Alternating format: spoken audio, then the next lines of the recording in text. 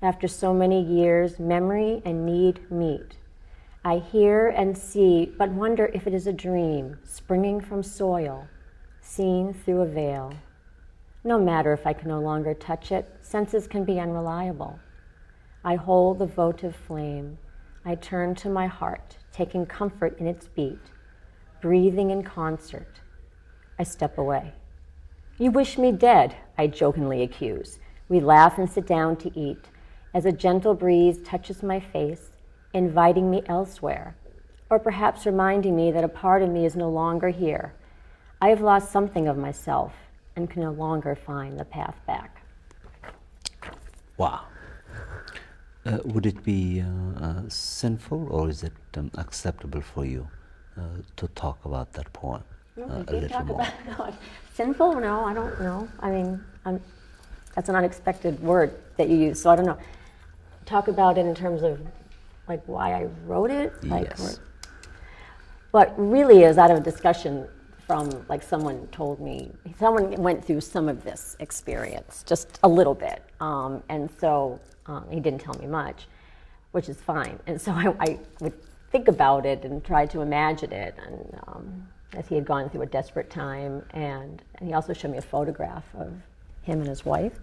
And so the photograph, which is a picture of them kind of walking towards each other as if they're going to hug each other, but it's all misty-like.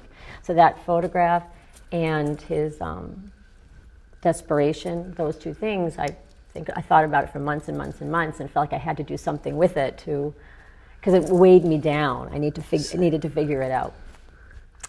And also thinking about this too, the notion of humor in times of desperation, which is always, humor is curious to me. There are so many levels of humor, we use it in so many ways. But in something like this, when one is thinking of ending his life and his loved one says, "Why don't you jump?" That's using humor in the highest risk way whatsoever. And I tried to imagine, I don't think she said this, but I tried to imagine what that would mean to him if he would feel cared about through that, because humor can open us up and help us connect when we have walls up, as humor is used in that way. Or it could be seen as cruel and a dagger and just pushing him off. So I wanted to play with that and try to figure that out.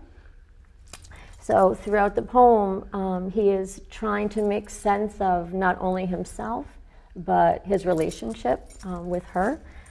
And at the same time, understanding that for all of us, things converge at some point. When I said memory and need meet, well, our deepest needs lie in our farthest most memories, our earliest memories, our childhood memories.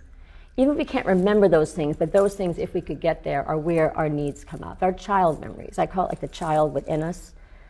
So like whenever people are having problems, I say, there's a child within you who's feeling scared or abandoned or this or that. And so for him, at this point, when he's thinking life and death, that's when those deep-seated needs and those memories meet and converge. And it's at that point he has to figure out where he is. Can he keep going on one path, or can he go on another?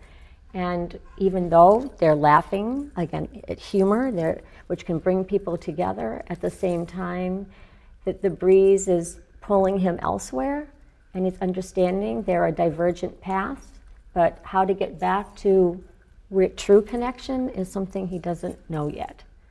There's a time for everything, and for him at that moment, that time hadn't come. So you could have easily written a prose, as you just Yeah, did. right. What you just said is almost publishable. I sensed the colons, the semicolons, the full stops, the crafting, the story, the outline, the beginning, the end, in this 2-minute conversation. So you could have gone back and forth between poetry and prose, but you chose poetry.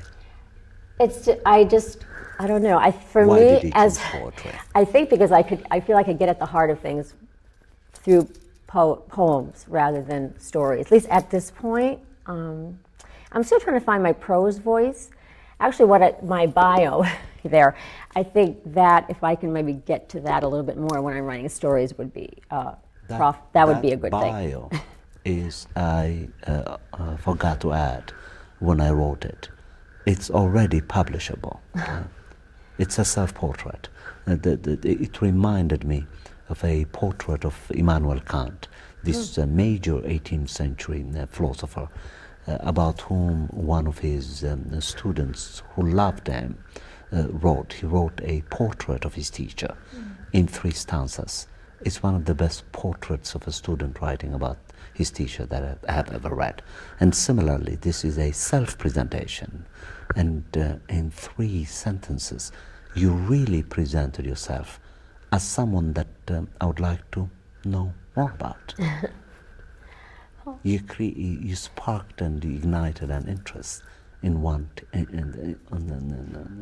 the reader's mind who wants to read about this special person. That's why I chose my terms carefully. It was not a media term. What jumped out at me is that the self-presentation is about a special person, and you managed to do it very convincingly in 3 lines. I suggest that, you suggest improvements on my work, I suggest to you to consider developing this into short shorts. What, the bio or my poem? The bio? The bio. Really? Short shorts. Oh. Take Ellen Francesa out. Oh, I see. Put a character right. in. Oh, You all see right. where I'm going with this? Yeah, no, I do. In order to write this, I had to me, almost set it up like almost like in a very light way, because you'll see I wrote a brief history, because I had to kind of get the distance going, because otherwise I would feel really arrogant talking about myself. That's what I thought. That's why I'm suggesting. Like, oh my God, a bio is asking me. Oh no. Knowing you, take Ellen Francesa out. Well, this was the way of doing it, like Yeah. a brief history of, That's what right? I And thought. so, and then I was able to it came right out. Yes, I was just relating myself to it as a writer, and I was very impressed. It's polished already. It's like grief almost, like what you did with grief. Amazing. So your turn now. My turn. All right. I'm going to read Jump. Okay, I did that one. You can't do that one. Okay. So let's turn Oh, that. so you Let's gave turn me the a copy of page. Jump. Yes, you have everything there. I thought, because I need. You could. Yeah. Doesn't matter the order. You can do Losing Your Way if you'd like. Losing Your Way. It's called Losing Your Way. You who needed no map, who traveled to Asia and back, countless miles and stories have I heard, filling me with questions, yearning to discover these things. You are Bali's grandpa, more ancient than the natives' dreams. I long to hear those tales again. Yet now you stand, hands hanging helplessly by your sides. You look at the mailboxes, this thing that you've done so many times before. Now, an uncertain child.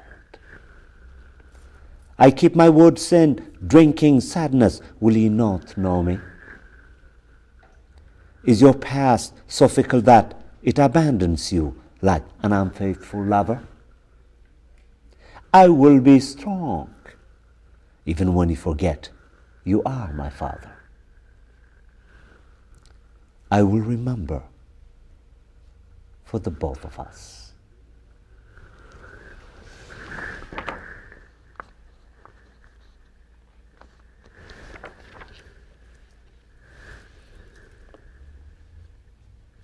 I keep my words in drinking sadness. Will you not know me? Is your past so fickle that it abandons you like an unfaithful lover? This third stanza just stood out at me. Explain. The stanza or the poem? Everything? Well, this came partly, has to do with my father, though he seems better now, so I don't know.